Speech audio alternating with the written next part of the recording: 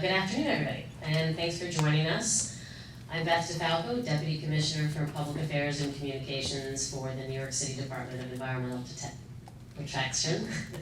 But today I'm serving as the hearing officer for this public hearing of the New York City Water Board on proposed water rates to take effect beginning July 1st.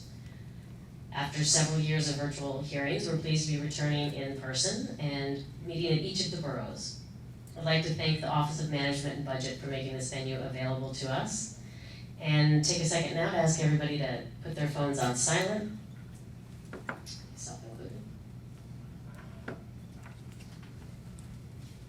This meeting is being recorded, and an audio recording and transcript of the meeting will be made available on the board's website at nyc.gov/NYC Water Board.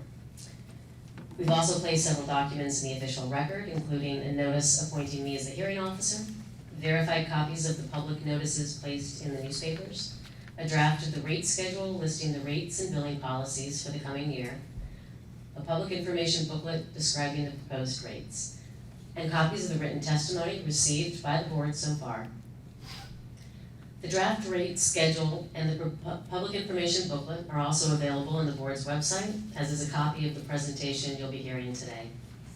The program for today includes two sections. First, senior representatives from DEP will present the proposed water rates for the fiscal year beginning July 1st, and members of the public will have the opportunity to make a statement. The purpose for this hearing is to allow the public to present their viewpoints and opinions on the new rate being proposed. We're here to listen, to take notes, and to compile a record of the testimony. This is not intended to be a debate, and we won't be able to respond directly to questions or engage in an open discussion here. I have a list of public speakers who registered to speak today, but if you wish to speak and haven't registered yet, you still have an opportunity to do so. Just see the DEP staff at the table with the computer back there, and they'll be able to add you to the list of people scheduled to speak today. If you'd like to provide testimony today but prefer not to speak at the microphone, you can provide us with written testimony, either today or any time up until June 5th. You can do that by either handing a copy of any written testimony to one of the board officers here today, or by emailing us at nycwaterboard@dep.nyc.gov. Or you can mail it to 5917 Junction Boulevard, 8th floor, Flushing, New York, 11373. We have several members of the Water Board here today, and including Chairman Alfonso Carney, and members Evelyn Fernandez-Ketchum, Adam Free, and John Goldman. We're also joined by DEP Commissioner Rohit Agarwal, who also serves as the city's Chief Climate Officer, and DEP's Chief Financial Officer, Joe Murin, and Water Board Treasurer Omar Nazem. So before we get started, Chairman Carney, would you like to make any opening remarks? I would, Madam Hearing Officer. Should I come over and get the... Me too. Thank you, Commissioner. I'm going to be very brief. First of all, it's great to be back in Manhattan with an opportunity to listen to Manhattan ratepayers. There are four of us here. There may well be five of us here before it's all over. We are here to listen to what ratepayers have to say about the proposal. A couple of things you need to understand. The first is that we've all seen the proposal, but we've not discussed it. And there's a reason for that. The reason is that we are making every effort to keep an open mind about what the public thinks about the proposed rates. And that's very important for you to hear, very important to get into the record. That said, we're not going to wait for Arlene, but we expect her to be here, and we'll look forward to seeing her when she does. Madam Hearing Officer, I'll give you back the mail. Thank you. Thank you, Chairman. And now we will hear a presentation from Commissioner Agarwal. Thank you. Good afternoon, everybody. This afternoon I wanted to talk about, I'm clicking myself here, okay. A couple of topics related to our proposal for next year's water rate. The first is just a general reminder of what New York City's water rates fund. How DEP has worked over the last year and intends to keep working to keep rate hikes low by finding funds. Some details on our actual rate proposal and the customer program that we have proposed to the Water Board for reauthorization, and of course following up with the remainder of our public hearing process. So first, what happens when you pay your bill, and where does that money all go? And all New Yorkers should remember, and many don't fully appreciate the fact that all of New York City's water infrastructure and all of our water services are paid for completely by our water bills, and that includes funding the salaries of the vast majority of the 5,500 people who work for DEP, those who work on the water utility side, and of course we provide both water and wastewater services across all 5 boroughs, as well as providing water on a wholesale basis to 1.5 million residents north of the Bronx line. And of course, there are some statistics here about the extent of our network of 19 reservoirs, 15,000 miles of underground infrastructure, 12,000 rain gardens, and 14 wastewater treatment plants. And overall, our investments, both our operating expenses and our capital investments, go for 3 main things: keeping the water running, protecting the harbor, and planning for the future, particularly and increasingly a future where climate change will affect New York City's water, particularly in terms of flooding risk that we have to manage inside the city, but also ensuring that we understand and protect against any impacts that climate change will have on our water supply, both in terms of water quality and water reliability. And we are an asset-heavy operation. In fact, more than half of everybody's water bill, well, let me say it the other way. Less than half of the water bill actually goes to fund DEP's ongoing operating expenses. The majority of the water bill actually goes to fund DEP's capital program, a small portion of that in current year infrastructure investments, and the majority of it to service the debt that DEP has taken on for the investments that we have made and are in the process of making across the water system. A couple of major projects that are coming out of that massive amount of investment. One, we're very excited that later this year, in fact, we will be beginning the final stage and completing next year the more than decade-long project to repair the leak in the Delaware Aqueduct, a significant portion of New York City's infrastructure that conveys more than half of our daily water consumption underneath the Hudson River and has been leaking for about 20 years. And this is a more than $1 billion project. The bypass tunnel itself is complete. We've spent the last several years ensuring that New Yorkers will suffer no interruption to their water supply during the 6 to 8 months when we will not have access to the Delaware side of the water system. And we're confident in those preparations, and so this October we will be shutting down the Delaware Aqueduct for that 6 to 8 month period, or 5 to 8 month period, to put the new bypass tunnel into service. And I will say one thing that we're very proud of is the fact that DEP designed this project in-house, and it's a testament to the quality of our engineers.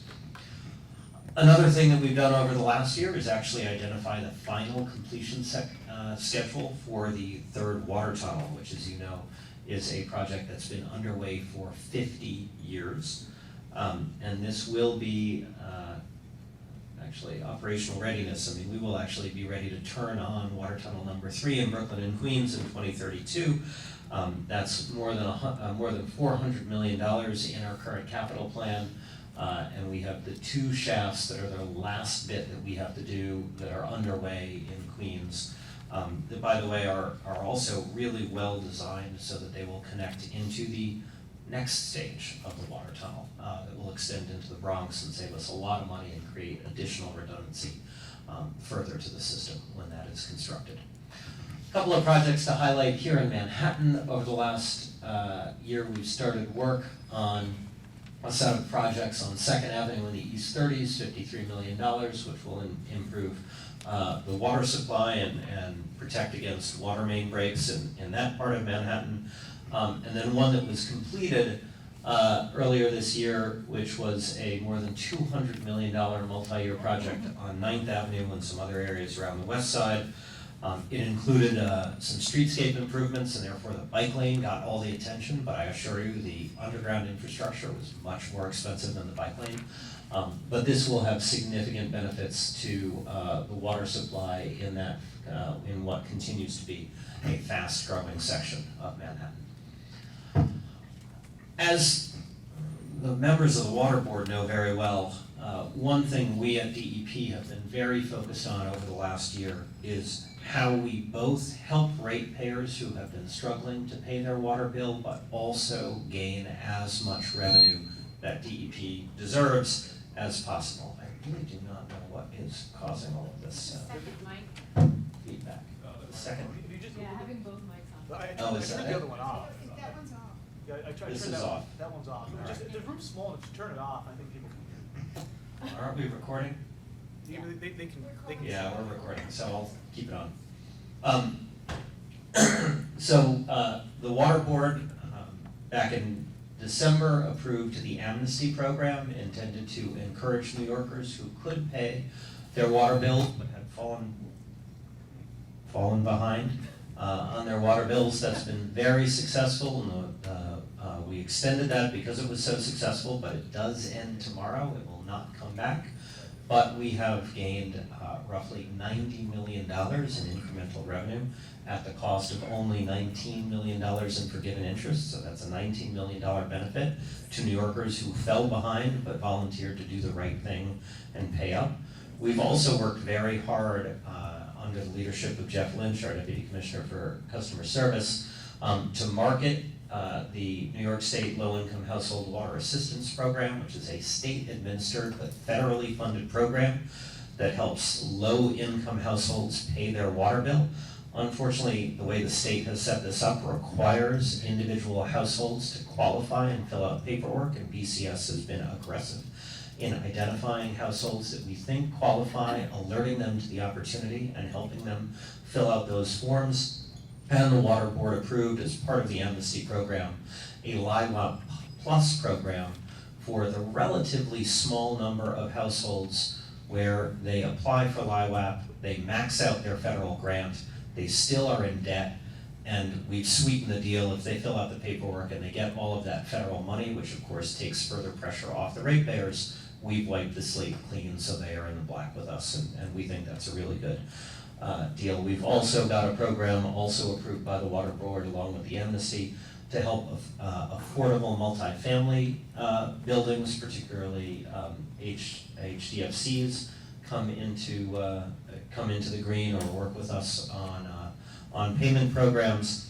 And as a result of all of this, we have had the first sustained decline in accounts receivable at DEP since the beginning of the pandemic, during which time our accounts receivable, like those of so many consumer-facing entities, went through the roof. We have also, at the beginning of this month, started shutting off water, or happily threatening to shut off water, because thus far everybody we've threatened with a water shut-off has come clean and paid up, which demonstrates the importance and the value of enforcement. To date, we've gotten more than $1 million, because it's only a handful of properties. We had to start small, but the mayor has made very clear we are going to be serious about this. People who are able to pay and are unwilling to pay are going to face the consequences, either of shutoffs or other enforcement practices that we will be undertaking. And again, this just shows a little more detail on the fact on the right-hand side here that we've made the amnesty tool very accessible. We've had a lot of uptake, and that's led to this significant reduction in accounts receivable. And I'll reiterate, every dollar we get from a decline in accounts receivable is a dollar we do not have to ask the rest of the ratepayers for, right? Because fundamentally, this is a mutual, it is a closed system. If one person doesn't pay, everybody else has to pay more.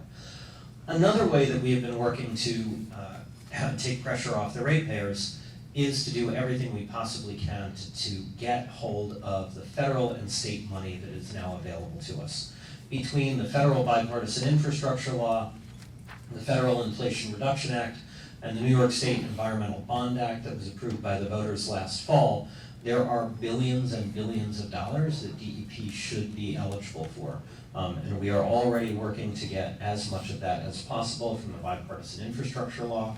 We've obtained several $1 million towards stormwater infrastructure, particularly towards cloudburst infrastructure, and we will be pushing for more as much as possible for the Inflation Reduction Act. There is money for coastal resilience. There is money for clean energy that we will be seeking to use for our wastewater treatment plants and the potential to generate biogas from them. And from the Environmental Bond Act, there's a significant amount of money for climate change mitigation as well as for coastal resilience and water quality that is available to us, or should be available to us. However, one of the issues is, as many times as we put forward applications, we also face the reality that New York State unfortunately throws unnecessary and arbitrary hurdles in our way. So as you see here, there are a number of federal programs. This is federal money, not state money, but it totals well over $250 million. And due to executive agency level decisions that are not made through law and not because of congressional direction, the Department of Health and the Environmental Facilities Corporation have defined any city with a population of more than 300,000 people to be ineligible for this large amount of money. It is a decision that could be reversed any moment by the leader of those agencies, and yet they choose not to. But what it means is that New York City, with 44% of the state's population, 59% of the state's disadvantaged communities, and 62% of New York State's tax base, is ineligible for a large portion of these federal grants. We continue to make noise about this. We continue to work on behalf of the ratepayers to address this injustice, but there's still work to be done, but we're doing everything we can. On to our rate proposal, and in fact for this, shall I turn it over to our Chief Financial Officer and Executive Director of the Water Board, Joe Mearing. Thank you, Commissioner. Good afternoon, everyone. So, to the end of the rate proposal, for the financial situation, DEP's billing and alternative collection strategies and its careful expense management has resulted in a moderate request for a moderate rate increase for the upcoming fiscal year 20, which is in line with less than actually inflation there. This year, we're projected fiscal year 23 to spend almost just shy of $4 billion. For the budget for fiscal year 2024 is projected at just under $4.2 billion. So that's composed of, as the Commissioner said, the primary, the majority being debt service and pay-go or cash financed capital, which is going up by $50 million. The operating expenses of the system going from 1.755 up to 1.871, $115 million. That's primarily composed of, the recent collective bargaining settlement that the city did with District Council 37, which we have to be cognizant of the fact that we're paying here for both the back pay that's going to be related to that going back to fiscal year 21, fiscal year 22 and 23, and make, accommodations for the future increases that are going to be in that labor settlement as well. There's also continued pressure we're seeing on inflation. So you'll see that there's, $9 million in additional funding for chemical needs, and then $5 million in additional upgrades to the continued improvements to the software systems related to the billings and collection systems. Water Board and Water Authority expenses remain basically flat, and as of this point in time, there is no request from the city for a rental payment. So we're hopeful that will hold. So the proposed rate increase is 4.42% for fiscal year 24. As said, less than inflation is there. This will allow us to continue to support the borrowing costs of the capital program, $31.3 billion, as well as the nearly $2 billion in O&M costs for the staff and all the operating costs of the system as well.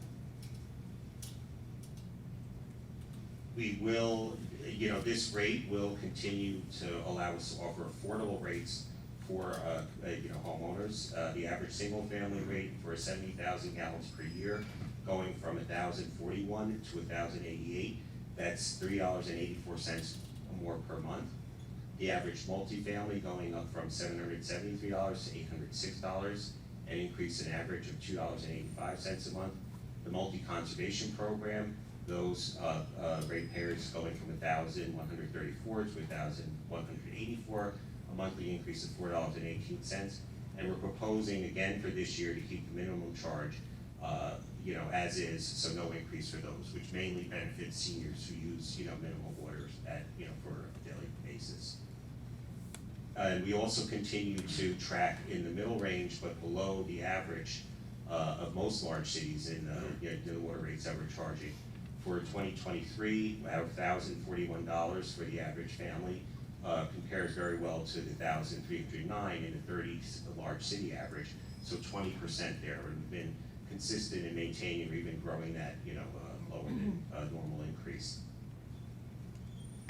We are also proposing for fiscal year 24 to continue what the board approved for fiscal year 23, which was to increase the affordability programs, which went from $10 million for multifamily water assistance to $12 million. That offers a $250 credit to eligible home ratepayers. The home water assistance program, maintaining that funding at $14 million a year, which goes to $145 credit for up to 96,000 homeowners. Well, I should say, I'm sorry, that's our homeowner water assistance here. And we will continue the leak forgiveness program, which has been very effective in making sure that ratepayers aren't hit when they do discover a leak, that they can get a partial forgiveness on their leak, the cost of the higher water they would have normally had to pay. So that continues to maintain our affordability programs at $30 million a year for fiscal year 23. And that gets us to our public hearing schedule. So today we're Manhattan. We'll be doing Brooklyn at St. Francis College tomorrow night. Bronx at Mercy College on Thursday night. And then we'll be presenting and giving the final determination, or asking the board for their final determination. We'll be summarizing the hearing results as well as the commentary to be able to respond back to any issues so that we can give the board a fulsome discussion and decision they're making for the rate proposal. With that being said, I'll turn it back over to the hearing officer. Thank you. Now we will turn to the public testimony portion of the hearing, and I'll start with the list of pre-registered speaker. Each speaker will have a slot of up to 5 minutes time. The first person that we have registered is Joan Matthews with National Resource Defense Council. Great. Where would you like me? Speak up there, I can. Yeah, is that on? We can turn it on. Or we can turn it off I now. mean, I can sit right here. Or, yeah, when you do that, I'm You want me to do that? That's fine. Got it? It's hot, it's hot.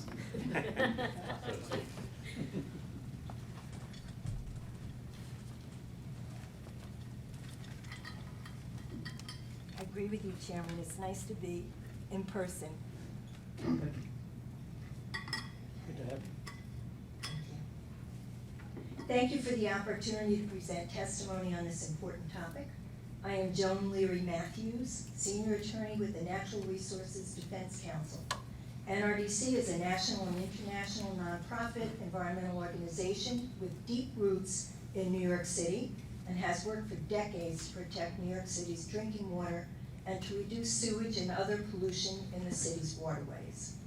I am also providing this testimony on behalf of Cooper Square Committee, a nonprofit organization that seeks to preserve affordable, environmentally healthy housing for residents of New York City's Lower East Side. NRDC and Cooper Square Committee support providing funds that keep pace with inflation for upkeep and maintenance of the city's irreplaceable drinking water reservoirs, aqueducts, tunnels, and other critical components, as well as important stormwater programs that will expand green infrastructure and Blue Belt projects. We urge the Water Board to ensure that the New York City Department of Environmental Protection has sufficient revenue to undertake all capital improvements necessary to protect human health and the environment, while keeping bills affordable for low-income households. We believe that DEP must invest in more extensive improvements than are currently planned, especially as to reduction of sewage overflows, improved stormwater management, and my big issue, full replacement of lead service lines. We know that as the steward of an aging water and sewer system, DEP faces many capital improvement needs, but it needs to engage in more aggressive efforts to reduce combined sewer overflows, and full replacement of lead service lines to protect children and others from toxic lead contamination. Indeed, lead is so poisonous that experts agree there is no safe level of lead exposure. The most effective way to prevent lead exposure from drinking water is to replace these pipes. There are critical opportunities this year for DEP to shift its approach to funding and financing capital improvements so that it can both achieve these essential health and environmental goals and ensure that bills are affordable for low-income New Yorkers. As DEP notes, rates in New York City are lower than in some other cities and affordable for the average household. Yet past, present, and anticipated future increases make bills unaffordable for an increasing number of low-income customers. Rising rates also put a strain on the availability of affordable rental housing. Existing programs have limited reach and limited budgets that do not adequately address these low-income affordability concerns. But capital investment needs can be met without placing unaffordable burdens on low-income New Yorkers. To get there, DEP must first maximize the use of available state and federal grants and subsidized loans, including unprecedented funds available under the federal bipartisan infrastructure law, the State Clean Water Infrastructure Act, and the newly enacted Environmental Bond Act, just to name a few. But even with these federal and state programs, New York will need to supplement the funding with water rates. For example, to date, DEP has not relied on water rates to fund lead service line replacements. This needs to change. To generate sustainable rate revenue that meets the city's water infrastructure investment needs, DEP must adopt more equitable rate designs that incorporate and exceed current best practices around the country. DEP has been studying these approaches for at least 15 years, hardly establishing New York City as a leader on equitable rate design. Later this year, DEP is due to complete a new 3-year, $1.5 million rate study. The Water Board should insist that DEP come back with specific recommendations for rate restructuring and a proposed implementation timeline. 2 components that must be included in an equitable rate design. First is a stormwater charge that is based on a property's impervious area, as is done in over 1,000 other U.S. cities. Currently, DEP charges for the cost of stormwater management based on a customer's water usage. This effectively subsidizes many commercial and industrial properties at the expense of residential customers. Second, are rates specifically designed to ensure that low-income households can afford essential levels of water use, lifeline rate, income-based rates. In conclusion, this past February, EPA adopted new guidelines under the Federal Clean Water Act, which encourage wastewater utilities to maximize the use of these approaches when faced with capital investment needs that threaten the affordability of service for low-income households. Water and sewer utilities must achieve both goals of protecting public health and the environment and providing for low-income customers. Thank you so much for the opportunity to present this information Thank today. you. Thank Thank you. you very much.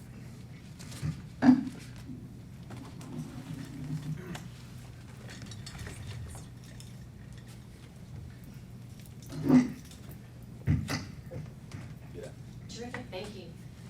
And then our next speaker is Johanna Kletter with Catholic Charities.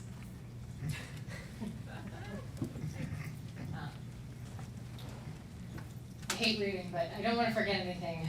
So, I'm Johanna Kletter from Catholic Homes New York. We are under Catholic Charities in the Archdiocese of New York. We're an affordable housing provider with 45 buildings with 2,800 units of 100% affordable, low-income, family supportive, and senior housing located throughout New York City. These are unusual times, especially for affordable housing and the residents we serve. The pandemic and rising inflation has disproportionately affected renters, deepening their debt, and in turn have restricted our income collections. We depend on rent collections to keep providing services and meet our financial obligations. Our projects have suffered 3 years of extraordinary economic hardship, and our projects continue to struggle to pay basic utility, insurance, and debt service bills. because of declining rent collections, and I strongly oppose the 4.42% water and sewer rate increase. For the past 15 years, we've followed the DEP water rate proposal increases. I've witnessed the rate change for water and sewer service and triple in cost. Each year, we rework each of our buildings' budgets and apply to every incentive program that's offered to absorb the extreme water increases. We have spent the additional money to sub-meter our retail spaces, install low-flow fixtures, and fill out all the applications to get our buildings into the affordable water rate programs. Every year I testify, and I would like to believe that you actually listened last year when I asked the water board to go back and try to rework their budget and consider using better marketing strategies. I was pleased to see on slide 12, the amnesty program collected $90 million and saved customers $18 million. I was also very happy to hear the use of marketing that increased participation in the water assistance program, so thank you. Each year I read the DEP Blue Book, and this year I was happy to see the renewal of the $12 million of funding for the multifamily water assistance program. But this amount is still not enough to cover affordable units that qualify for the program. In fact, according to data out of UNHP, which I'm sure Jim Buckley will include in his testimony in the Bronx later this week, the $12 million allotted to the program could be spent entirely in the Bronx. We feel the program needs at least $16 million and better standards to ensure it only goes to qualified buildings. Speaking of qualified buildings, last year I was sad to hear yet another extension of the multifamily conservation program compliance requirement. This year I'm just angry. I will repeat the same exact statements that I included in my previous 3 years of testimony. This program has never fully been complied with since the discontinuation of frontage billing in 2012.